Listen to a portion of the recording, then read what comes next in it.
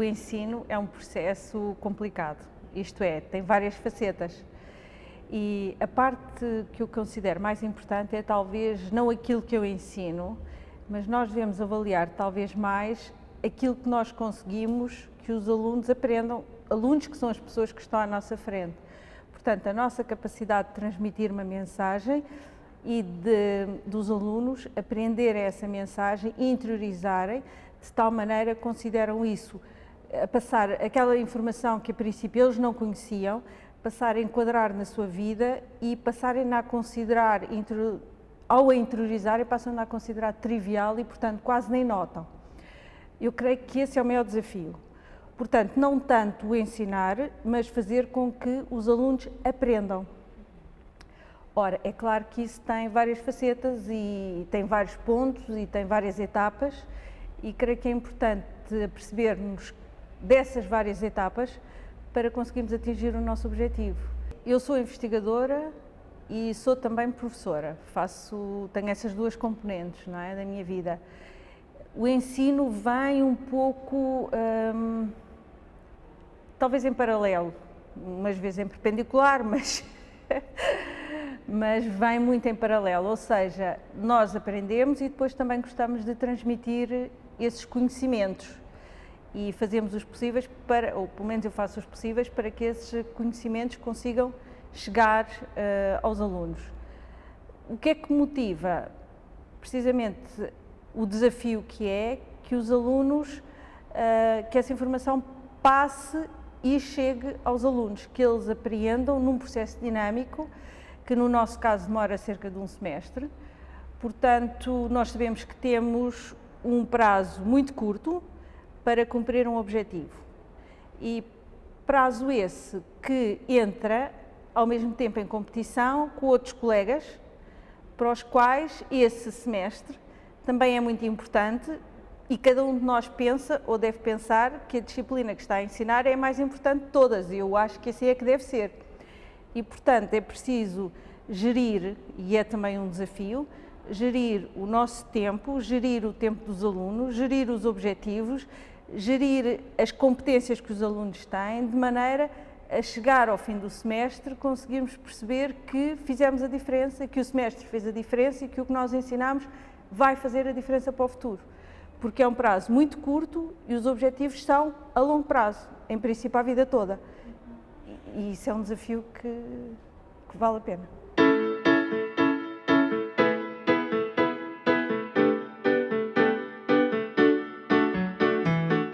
Os objetivos, a definição dos objetivos do meu desempenho como professora, creio que a nível geral não se modificaram. Agora, tem evoluído a implementação, não só porque as disciplinas mudam, porque a experiência conta muito, como os próprios alunos também mudam e tem que haver uma ligação muito direta, e há certamente, entre a nossa prestação como professores, eu como professora, e os alunos que tenho à minha frente. Portanto, há um diálogo e dependemos muito também dos alunos que estão à nossa frente. No fundamental, eu creio que a parte mais importante, por exemplo, a nível de aulas teóricas, eu lembro-me de haver uma definição que eu gosto de fazer os possíveis por evitar, que é a aula teórica é o local onde a informação passa do caderno do professor para o caderno do aluno, sem passar pela cabeça de nenhum deles. Eu tenho feito sempre os possíveis porque a informação passe para os alunos de uma maneira que não seja esta. Portanto, isto é um dos pontos que eu tomo muito em consideração. Há outro ponto que eu tomo em consideração que é, pode aprender-se com o professor, sem o professor e apesar do professor. Também é um ponto que eu gostava de evitar que eu fosse a última parte. Que eles podem aprender sem mim, eu também acho que eles podem aprender sem mim. O que eu gostava era que eu, neste processo de aprendizagem, pudesse fazer a diferença. E creio que eu tomo isto em consideração. Outro ponto que eu tomo em consideração também é, nós às vezes queremos dar, ou pensamos que conseguimos transmitir muita matéria aos alunos e esforçamos-nos por falar depressa. Eu creio que é importante tomar em consideração a velocidade da aprendizagem, a importância da repetição, a importância de relacionar conhecimentos e, por vezes, a quantidade não é o melhor. Nós temos, e se nós pensarmos, pelo menos eu penso na capacidade que eu tenho ou não tenho de apreensão de um excesso de informação em pouco tempo, nós sabemos que essa informação demora tempo a ser processada, demora tempo a ser apreendida e demora tempo a ser implementada. E isto deve ser tomado em consideração. Eu lembro de um professor meu que uma vez estava a assistir a outra aula, na minha universidade os professores iam assistir às aulas uns dos outros, e o professor disse no final da aula, o professor que estava a dar a aula, eu tive tempo de dar tudo, e o que estava a assistir disse, tu tiveste tempo de dar tudo, mas eles não tiveram tempo de ouvir tudo. E esta frase nunca mais me esqueci dela. E às vezes, quando eu estou no final da aula a querer acelerar, esta é uma frase que ainda me cai em cima. E tomo isto em consideração. Eu creio que estes 3 pontos fundamentais têm-se mantido. Agora, a implementação tem evoluído. Felizmente, nós temos técnicas e instalações que têm melhorado com os anos e eu tenho tido capacidade de as aproveitar e isso facilita.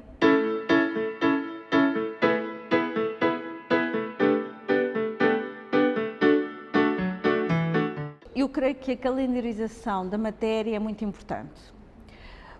É importante e eu creio que é bom agir da seguinte maneira, tomar em consideração qual é a disciplina, tomar em consideração qual é a bibliografia da disciplina básica, tomar em atenção qual é o nível dos alunos. E isso é-nos imposto, eu aí não tenho opção. E nós temos de tomar isso em consideração porque, naturalmente, diferentes alunos, mesmo em diferentes engenharias, têm motivações diferentes, têm preparações básicas diferentes e, portanto, a maneira como eles são capazes de receber a informação que lhes estamos a transmitir também é diferente. Isso deve ser tomado em consideração. Isto é a macroescala. A microescala é aula a aula. É uma batalha aula a aula. E aula a aula é quase minuto a minuto. Após a calendarização semanal ou mais geral, que nós sabemos o que é que damos, quando é que damos, é preciso saber qual é o peso que se dá a cada matéria, como é que se relaciona com aquilo que os alunos sabem e tomar em consideração que é quase impossível aprender à primeira e, portanto, ou dentro da mesma aula, ou em aulas seguintes, ou no princípio do semestre, ou no final do semestre, nós temos que repetir os conceitos, nós temos que tentar perceber até que ponto é que os alunos estão a acompanhar e agir com naturalidade, ou seja, se nós estamos a dar aulas e se os alunos estão ali, é porque os alunos não sabem. Portanto, essa postura é normal e é isso também que justifica a nossa profissão, é os alunos não saberem aquilo que é suposto nós ensinarmos, mas é suposto eles aprenderem no final do semestre. Então, eu creio que é importante esta fase, assumir que não se aprende à primeira vez, que é normal o não perceber, que é importante a repetição. É importante que os alunos se apercebam que isso para nós é natural e não se sentirem ofendidos ou não se sentirem inferiores pelo facto de não terem aprendido. Agora, há uma coisa que eu lhes digo e que eles às vezes reagem, que é, de uma maneira interessante, que é, digo-lhes assim, aqui não há bloqueios, há aquela coisa, deu-me uma branca e eu não consegui fazer nada. E eu digo-lhes logo no princípio do semestre que aqui brancas não há. Quem não sabe, inventa. E eu estou aqui para vos ajudar a inventar. Quando começarem a inventar agora, vão inventar tudo errado. A minha esperança é que no final do semestre, com os conhecimentos que aprenderam, inventam bem. O que é que isso quer dizer? Quer dizer que perante uma determinada situação, tem que ter uma resposta. Eu digo-lhes, a única pergunta que vocês estão proibidos de fazer, mas proibidos mesmo, é: professora, agora o que é que eu faço? Eu digo sempre, não sei, nem quero saber. E quem pergunta sou eu. O que é que eu faço? Vocês têm que ter uma resposta. E agora, compete-me a mim, como professora, conseguir saber e identificar se a resposta está correta, se a resposta está errada e como é que nós conseguimos chegar à resposta certa.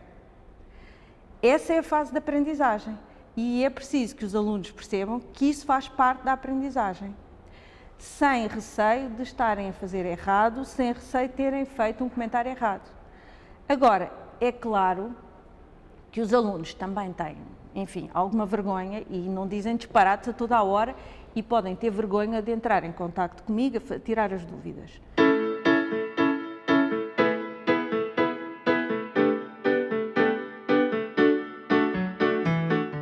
Na maior parte das vezes, os alunos podem vir ter comigo depois da aula e eu disponibilizo um tempo, não tenho uma aula a seguir à outra e há um tempo em que os alunos podem vir ter comigo, porque é pergunta quer resposta rápida, a pergunta vai desaparecer e a dúvida vai manter-se. Portanto, no momento em que surge a pergunta, devemos fazer os possíveis por chegar à resposta. Depois há os alunos que não se aperceberam da pergunta. Então, o que eu faço muitas vezes é disponibilizo o e-mail. Eles aí estão protegidos porque eu posso não saber, quando eu tenho 500 alunos, quem é aquele aluno. Eles esquecem-se que eu tenho acesso às fotografias. Mas isso é outro detalhe. Agora, eles podem, protegidos por o e-mail, eles podem fazer a pergunta. E eu digo que posso não responder de imediato, mas asseguro a resposta.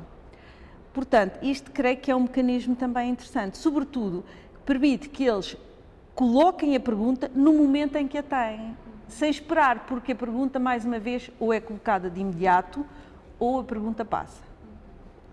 E eu creio que este e-mail, o facto de eles estarem protegidos quase pelo suposto anonimato, que não é verdade, mas dá uma certa proteção, permite que eles façam as perguntas.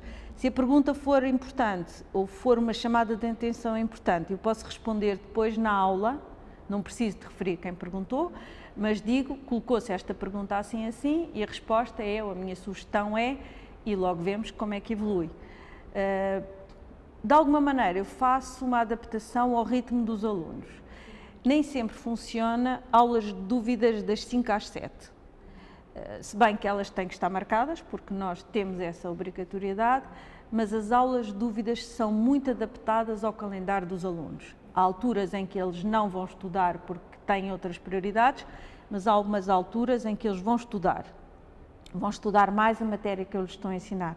Eu faço um reforço, um pouco de ir ao sentido, de ir na direção das exigências, ou seja, há um certo intercâmbio para que eu possa estar disponível quando eles mais precisam e eu também possa ter outras ocupações quando estar sentada numa sala 2 horas à espera que apareçam alunos é completamente impossível, não faz sentido, é má gestão de tempo, de recursos humanos.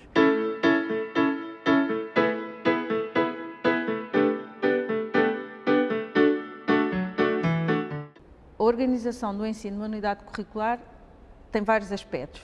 Tem a macroprogramação semestral, em que nós definimos quais é que são os tópicos mais importantes e quanto tempo é que vamos dedicar a esse tópico. Depois tem, ao mesmo tempo, tem então a bibliografia e, em função dos alunos, há feita depois uma adaptação. Podemos, com os alunos, ocupar mais tempo com o tópico ou menos tempo, conforme o seu grau de preparação anterior ou a sua motivação para o tema. Depois, temos então a programação já chegando aula a aula. Essa preparação é feita rigorosamente, isto é, onde é definido exatamente qual é o tempo que eu demoro, sendo que as minhas aulas teóricas são de 1h30, eu tenho que tomar em atenção que estar a ouvir uma pessoa a falar durante 1h30 é quase preciso ser um excelente ator.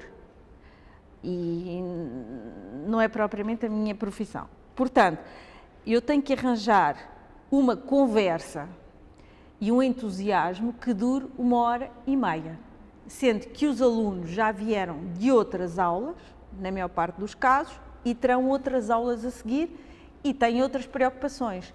Eu tenho que organizar o ritmo da aula de modo a ter o máximo de tempo à atenção dos alunos disponível. Sendo que, segundo consta, ao fim de 7 minutos, uma pessoa desliga. Ou seja, eu tenho que tomar atenção em diferentes ritmos durante a aula, que eu tenho que fazer intervalos de descontração, 30 segundos, como eu digo, faço uns intervalos de descontração, depois chamo a atenção que vamos arrancar e agora é sério, e depois descomprimimos, e depois fazemos outro rearranque, e depois descomprimimos, e portanto é preciso criar uma dinâmica na aula para que os alunos consigam, ou que eu consiga, que os alunos estejam o mais tempo possível a seguir os meus raciocínios, raciocinando eles também. Eu considero que é importante a escrita, o tempo de escrita. Eu sou capaz de ter alguns vídeos, sou capaz de ter apresentação em PowerPoint, mas a minha aula não é dada de todo com outros métodos que não seja, ou o essencial, a mensagem fundamental é escrita no quadro. Escrita no quadro é mais lento, dá tempo de raciocínio e dá tempo de passagem para o caderno. Quando eles estão a passar para o caderno, já estão, na melhor das hipóteses, a raciocinar um pouco e depois, sobretudo, têm capacidade a posteriori de, ao rever os apontamentos, relembrarem aquilo que ouviram. Depois, como eu referi, temos o laboratório de demonstrações, que é um momento importante. Quando entra uma demonstração a clarificar, eu estou a atuar de um modo diferente e, portanto, estou a descomprimir, estou a criar uma dinâmica que permite uma melhor compreensão da matéria que está a ser dada. E isto é programado muito ao detalhe, digamos assim. É claro que é difícil e adapta-se um pouco, mas de facto exige, mesmo aulas que já foram muito repetidas, não há 2 aulas iguais e mesmo assim, uma aula, mesmo que tenha sido muito repetida, demora bastante tempo a preparar, se contarmos em tempo. Porque de facto é preciso rever isto aqui, é preciso repetir isto, agora aqui é intervalo, agora aqui é... E portanto, os meus apontamentos estão cheios de pautas e sinais e setinhas e...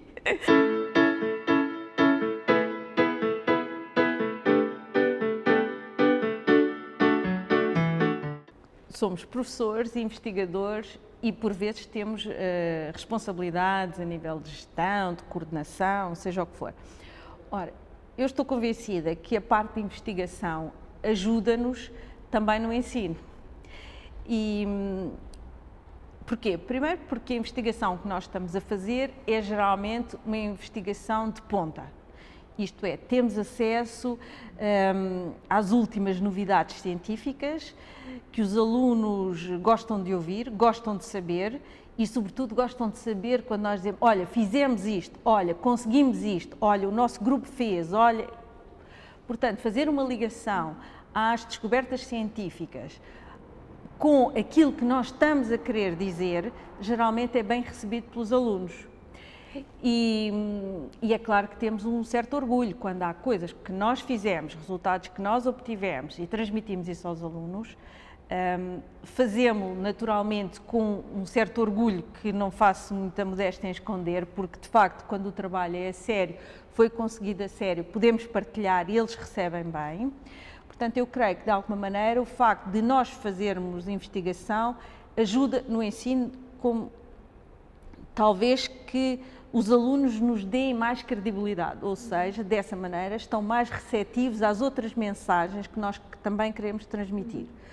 Por outro lado, talvez nos ponha um pouco mais modestos, isto é, como é tão difícil fazer investigação, como é tão difícil nós aprendermos, também podemos perceber que para os alunos também é difícil aprender, também é difícil conseguir, também têm direito a errar, também precisam de tempo, também têm que repetir, também perguntam outra vez, não percebi nada, também se esforçaram e deu tudo errado.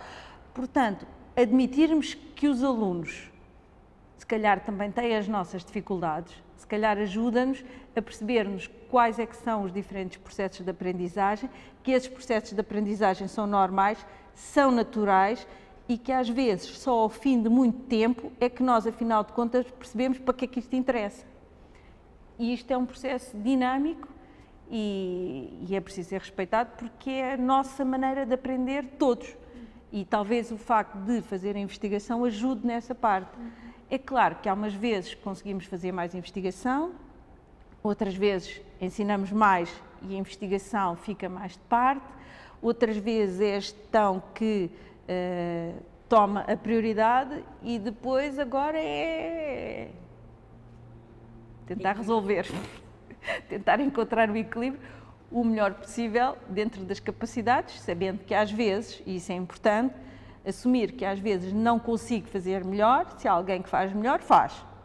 E a capacidade de passar para outros e funcionar em equipa, não se consegue fazer tudo. E, portanto, definir os objetivos e fazer o melhor possível.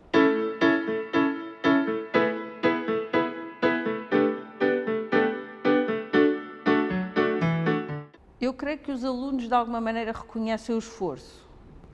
Reconhecem o esforço, mas não é esforço pelo esforço, ai coitadinho, estou exausto. É esforço também pelo resultado. Portanto, eu sei que há alunos que dizem que eu gosto de vir às aulas porque nunca sei o que é que vai acontecer. Há outros que dizem que é preciso mesmo vir às aulas e tirar apontamentos. Tem que estudar pelo caderno. Portanto, cada um é capaz, eu faço os possíveis porque isso assim seja, definir um objetivo e sentir que esse objetivo pode ser cumprido, não é? Portanto, se de alguma maneira nós conseguirmos partilhar objetivos com os alunos, sendo que os objetivos têm que ser quase individuais, e quando nós temos 500 alunos, ter uma noção quase individual, qual é o objetivo de cada um, é difícil. Mas se de alguma maneira os alunos conseguem perceber que os seus objetivos são claros, que os conseguem atingir e que nós conseguimos fazer a diferença, talvez isso signifique que estamos a cumprir a nossa missão. O meu objetivo é que no final de cada aula vocês percebam que aprender uma coisa de tal maneira vão ficar traumatizados que vão aprender para a vida toda. E não estou a ser modesta. De alguma maneira, eles sentem que parte deste exagero, pode ser verdade. E talvez as aulas façam diferença.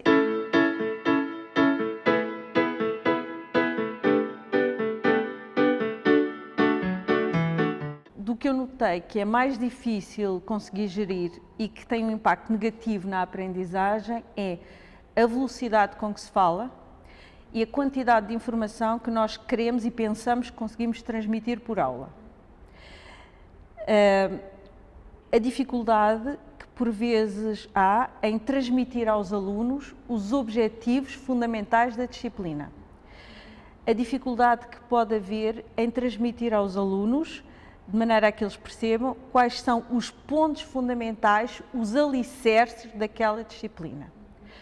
Porque eu tenho vários alunos e vou ter sempre vários alunos. Há aqueles que querem fazer a disciplina com 10 e querem só passar, e há aqueles que querem ultrapassar-se a si mesmos.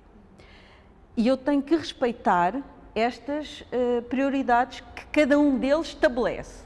E eu digo-vos, nós aqui não estamos a fazer médias, eu não faço médias de notas, não me interessa absolutamente para nada. Cada um de vocês tem que saber o que quer com a minha disciplina. E então é preciso estabelecer ou transmitir e que fique claro o que é preciso fazer para atingir ou chegar a cada uma destas fases. Os objetivos fundamentais das disciplinas de que eu tenho sido responsável, para não dizer de todas as disciplinas, são, em princípio, poucos. E era possível e era fundamental conseguirmos transmitir aos alunos quais é que são esses objetivos. Quando o conseguimos fazer, conseguimos aumentar aquele número de alunos que consegue ter a passagem com o programa mínimo, porque o programa mínimo é mesmo mínimo. Mas tem que ser o suficiente para a minha disciplina se enquadrar nas exigências que vêm a seguir. Portanto, tem que ser bem escolhido. Tem que ser bem escolhido, tem que ser bem repetido, tem que ser bem insistido, tem que ser bem testado e tem que ser bem avaliado. Portanto, e esta dificuldade nem sempre é possível e fácil de ultrapassar. E eu tenho pensado, e esta tem sido talvez um dos pontos em que eu tenho trabalhado mais, que é na importância de definir os objetivos. Depois disso vem o entusiasmo, depois disso vem a vontade de atingir metas mais elevadas e de se ultrapassarem, aqueles que gostam muito e que fazem muita investigação e que até vão ver vídeos e fazem experiências e têm inovação e chegam ao 20. Portanto, nós temos que ter todos estes alunos e responder a todos estes alunos durante 1h30, que é aquela hora em que estamos em contacto com eles, e temos que ser capazes de motivar todos estes entusiasmos que são diferentes. E isso é difícil, não é? Mas também é um desafio.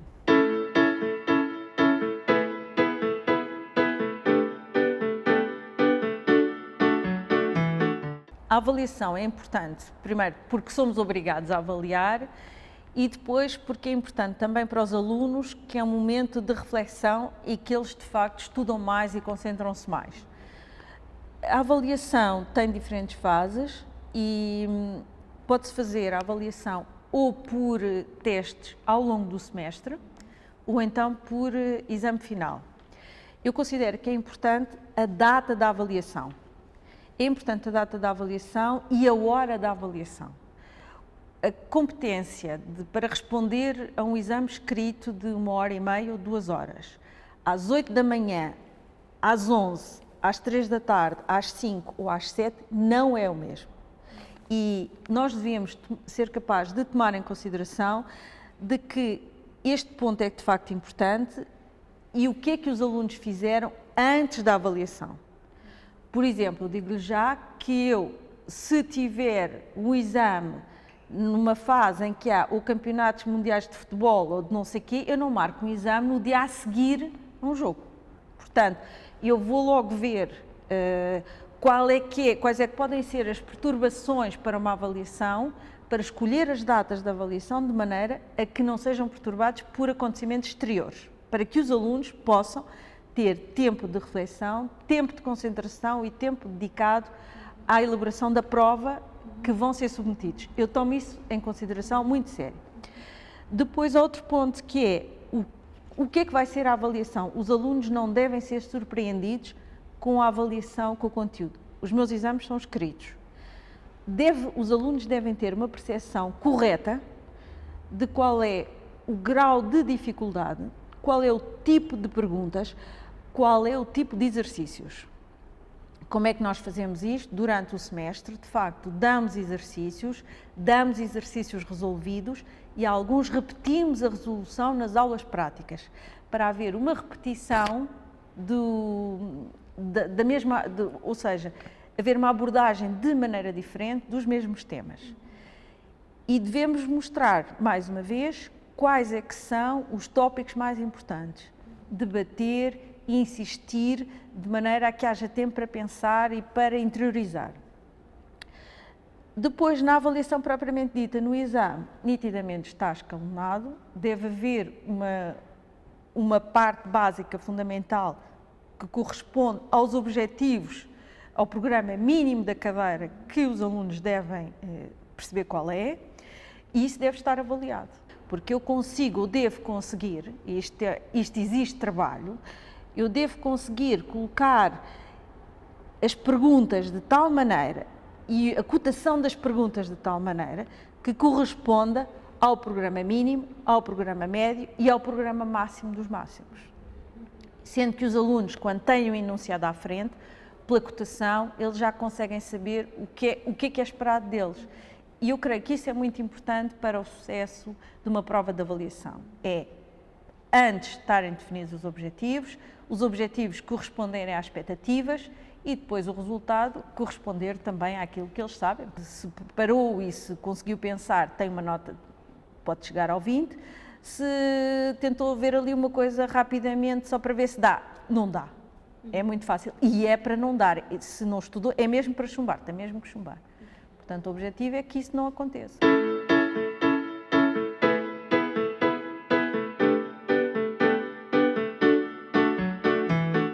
Para as coisas correrem bem, eu creio que é mesmo muito importante, primeiro, que haja uma boa preparação a nível do conteúdo a ensinar. E eu creio que isto é mesmo fundamental.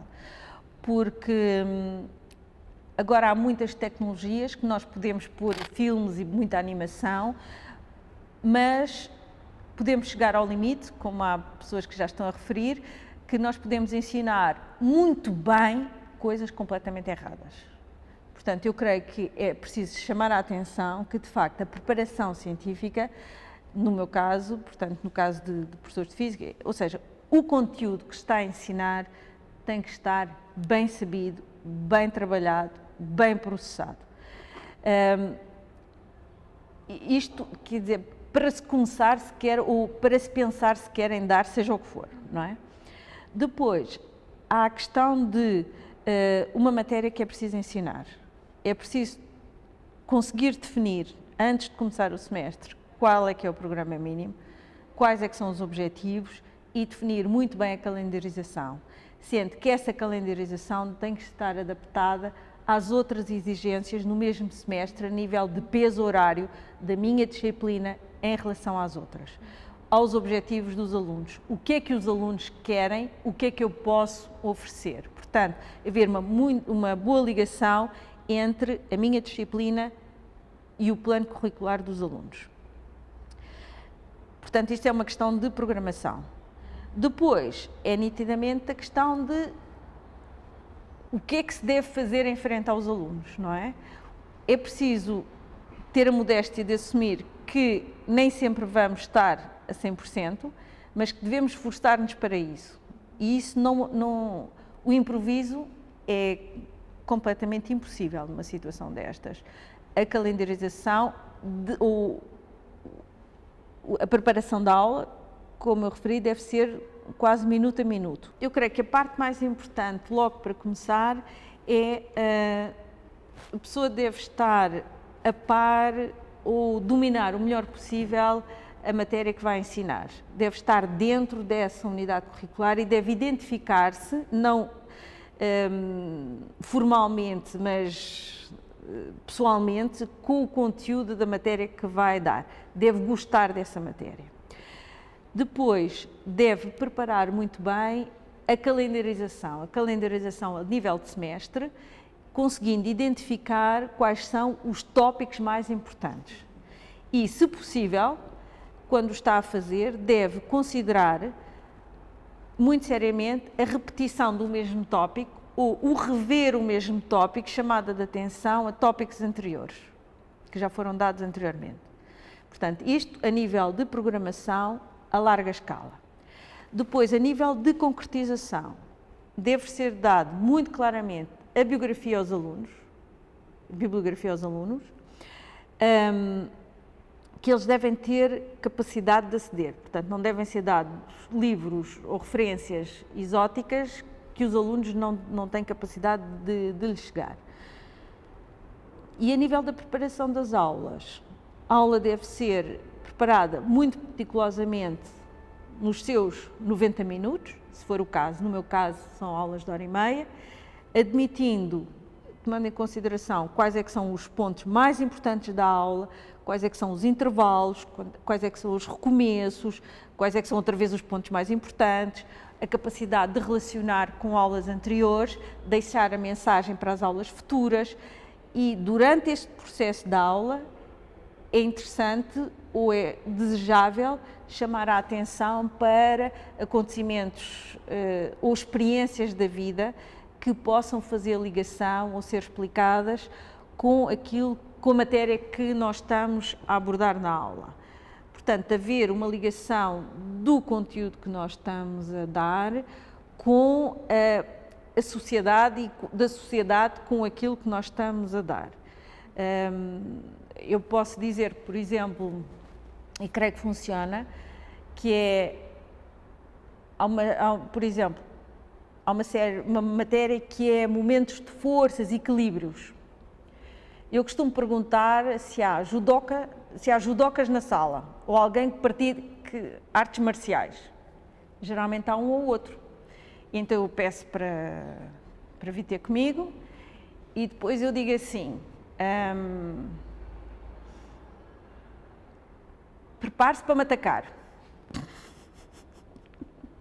Ataque-me.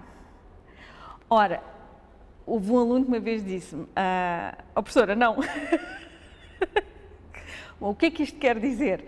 Quando eu chamo, e muitas vezes faço isso, quando nós chamamos alguém que sabe, nós estamos imediatamente a pôr todos os outros em suspense, a solidarizarem-se com aquele que está a ser chamado. E por outro lado, eu estou a demonstrar, ou estou a dizer uma coisa que outro consegue demonstrar que é assim. E quando eu chamo um judoca, e estou a chamar um judoca porque o judoca tem que saber equilíbrio e desequilíbrio, eu estou a dar conceitos muito importantes para essa parte da matéria. Portanto, relacionar, na medida do possível, aqueles conhecimentos que nós estamos a querer transmitir com experiências da vida e que nós sabemos que eles têm. Há sempre um aluno que sabe tocar música e as cordas da guitarra e a música e as notas que eu consigo produzir e o micro-ondas e porque é que aquece e porque é que tem pontos quentes e pontos frios. São tudo coisas que eles sabem e que vão conseguir identificar-se. Agora, isso faz parte da preparação da aula, porque não há surpresas, não existe. Tudo o que pode parecer muito simples é mentira, não é? Se virem os patinadores de gelo a fazer aquelas piruetas, aquilo é fácil. Aquilo só é fácil porque são campeões e treinaram muito para parecer fácil. Se me pusessem a mim nos patins, aquilo era uma desgraça. Portanto, o parecer que é fácil exige muito trabalho. O parecer que nós agora vamos chamar alguém para saber, eu chego à aula e pergunto a alguém que sabe fazer judo, eu já perguntei, eles é que não notaram, que eu perguntei se há judocas, eu já sei que há, e portanto, vai-me responder que sim. Portanto, todos estes pontos são importantes na preparação e condicionam a ligação que os alunos têm, mesmo afetiva à disciplina, e condicionam o sucesso, porque os alunos identificam-se com o conhecimento e, portanto, eles estão mais abertos a aprender e, com um bocado de esperança, até aprendem mesmo.